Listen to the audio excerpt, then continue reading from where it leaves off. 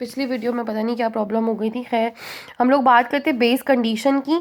तो base condition हमारे पास क्या होती है क्लास, हमारे पास बेस कंडीशन ये होती है कि जो अब फैक्टोरियल हमें अब हमारे रिकर्सिव फंक्शन को कहीं ना कहीं तो टर्मिनेट करना है ना। तो अब ऐसा तो नहीं है कि फंक्शन को अपने आप को बार बार कॉल करता ही रहेगा, तो यूँ तो फिर एंड होगा ही नहीं। तो कहीं कोई ना कोई ऐसी कंडीशन होगी जिसकी वजह से हमारा वो रिकर्सिव फंक्शन जो है वो टर्मिनेट हो रहा होगा, हमारा रिकर्सिव फंक्शन स्टॉप हो रहा होगा। तो उसे हम कहते हैं बेस कंडीशन, टर्मिनेटिंग कंडीशन या एग्जिट कंडीशन। तो वो हमने यहाँ पर इफ़ में हमने मेंशन कर दी इफ़ स्टेटमेंट के अंदर कि n less than equals to 1, जब तक n less than equals to 1 होगा तब तक ये फंक्शन हमारा चलेगा, अदरवाइज ये क्या करेगा, टर्मिनेट हो जाएगा। ये टर्मिनेटिंग कंडीशन, ठीक है।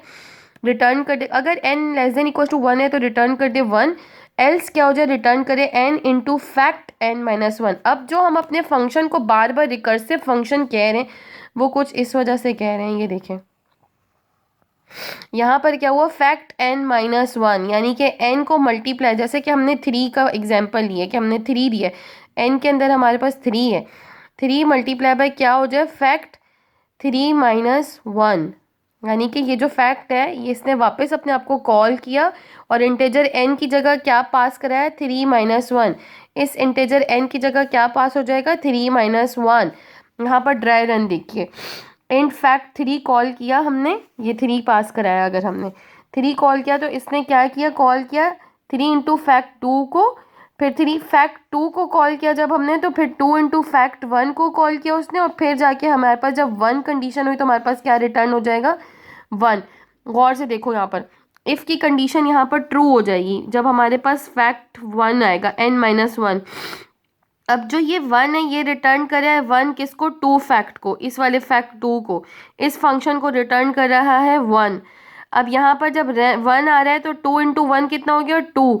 अब ये वाला फंक्शन 2 रिटर्न करे किसको, इस 2 को, इस फैक्ट को जो ये इसे कॉल कर रहा है। अब ये रिटर्न कर रहा है 2, और ये 2 इंटू 3 इज इक्वल टू 6 किधर जा रहा है, यहाँ फैक्ट 3 जहाँ कॉल हुआ है, ठीक है। तो ये आप लोग गौर से देखें, ये हमारे पास ड्राई रन हुआ हुआ है, सही है। वैसे फैक्ट रिकर्जन का कॉन्सेप्ट आप लोग थ्योरी में पढ़ चुके हैं, तो आई होप आप लोगों को बिल्कुल क्लियर होगा और ये बात आपको समझ में आ गई होगी कि ये फंक्शन कैसे रिकर्सिव फंक्शन है। इसी तरह से एक और एग्जांपल आप देख लीजिए एडिशन के फंक्शन की। फैक्टोरियल फंक्शन आप देख चुके हैं, अब हमें एक ऐसा एडिशन फंक्शन कॉल किया है जो हमारे पास अपने से 5 + 4 + 3 + 2 + 1 इक्वल्स टू 15 करता जा रहा है, ठीक है। ये माइनस नहीं है, प्लस ही का साइन है, ये मेरी लिखने में गलती हो गई है, ठीक है। उसके बाद क्या है, ऐड का फंक्शन है, इसी तरह से ये टर्मिनेटिंग, ये बेस कंडीशन हमारी ये है, और रिटर्न क्या कर रहा है, n प्लस ऐड। अब यहाँ पर ये अपने आप को वापस कॉल कर रहा है, ठीक है क्लास। यहाँ पर ये आपको ये चीज़ ये आपने देख लिया। अब आप देखेंगे यहाँ पर हमारे पास जो दूसरा इसी उसमें लैब में हमने जो टॉपिक कवर करना है वो है फंक्शन ओवरलोडिंग का टॉपिक। फंक्शन ओवरलोडिंग का टॉपिक हमारे पास बेसिकली क्या होता है, हमारे पास फंक्शन ओवरलोडिंग, आप मेथड ओवरलोडिंग कह दें, प्रोसीजर ओवरलोडिंग कह दें, फंक्शन ओवरलोडिंग कह दें, एक ही बात है, ठीक है। हमारे पास फंक्शन ओवरलोडिंग में क्लास क्या हो रहा है कि सेम नाम के हमने बहुत से फंक्शन हमें नज़र आ रहे हैं, ये हमारे मेन में different type of functions call हो रहे हैं, ऐड के ही नाम से हमारे पास फंक्शन कॉल हो रहे हैं। लेकिन क्या है, हमारे पास इनकी जो पैरामीटर्स हैं डिफरेंट है। क्या क्या डिफरेंट हो सकता है, parameter, number of parameter different हो सकते हैं। अब इसमें हमने नंबर ऑफ पैरामीटर डिफरेंट लिए हैं, डेटा टाइप डिफरेंट हो सकती है पैरामीटर्स की, ठीक है। नंबर ऑफ पैरामीटर डिफरेंट हो सकते हैं, डेटा टाइप डिफरेंट हो सकती है, यानी कि अगर यहाँ पे हम फ्लोट पास करा रहे हैं और 2 ही यहाँ पे भी पैरामीटर हैं लेकिन वो इंटेजर हैं तो भी ये फंक्शन ओवरलोडिंग करेगा।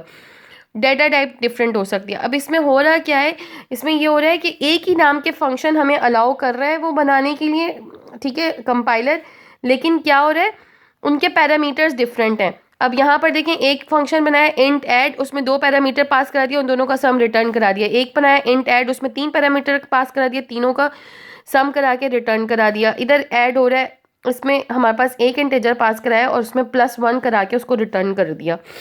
अब हम मेन में जाते हैं, अब हमने मेन में जाके ऐड 1 किया, तो हमारा कंपाइलर इतना इंटेलिजेंट है कि वो देखेगा ऐड 1 है, एक ही पैरामीटर पास हो रहा है, तो वो सीक्वेंस फॉलो नहीं करेगा। वो क्या करेगा, वो सीधा जाएगा उस वाले फंक्शन के पास जिसमें एक ही पैरामीटर है, एक पैरामीटर पास हो रहा है, तो वो सबसे पहले जाके इस पैरामीटर को एग्जीक्यूट करेगा। अब हमने जब 1 किया तो इसके रिजल्ट में वो हमें आउटपुट में सबसे पहले क्या दे देगा, 1 + 1 = 2। हमारे पास पहले आउटपुट में ये आ जाएगा। ठीक है, फिर उसके बाद हम जाएंगे 1 और 2। जब हमने 2 पैरामीटर पास कराए तो उसने देखा 2 पैरामीटर किस फंक्शन के पास है, वो इधर जाएगा। और 1 + 2 कितना हो गया हमारे पास 3। तो अब वो हमें क्या दे देगा, यहाँ पर हमारे पास आ जाएगा वो 3 लेकर। उसके बाद हम जाएंगे इसमें, वो अब उसके बाद वो जाएगा इस पे। ठीक है, अब ये हमें रिटर्न कर देगा क्या, 3 + 2 5, 5 + 1 = 6।